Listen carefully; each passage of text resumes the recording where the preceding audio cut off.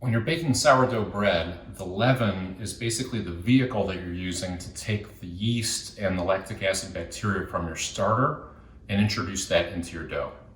A lot of people ask the question, what's the difference between a leaven and a starter? And there are really two things. One is the leaven is essentially a bulked up version of your starter. So many people maintain a fairly small quantity of starter. I maintain about 100 to 150 grams of starter. And for the leaven for this recipe, we need 400 grams. So we're basically going to take the starter, a small amount of starter, add more flour and water, give it a long time to let that bulk up. So it's basically increasing the quantity of your starter.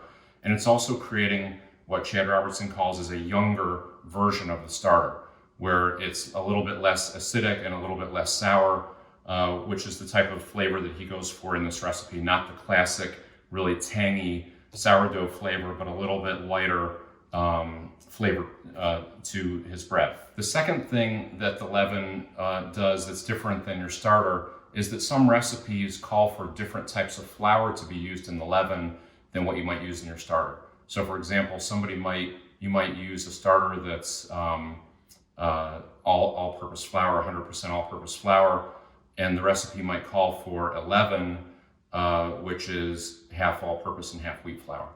Or you might have a starter where you use rye flour in it, and then you might be making a loaf that's not a rye loaf. So even though your starter includes rye, your leaven would not include rye. So that's the difference between the starter and the leaven. One is just the quantity bulking up the starter, or the composition of the types of flour that are used in it.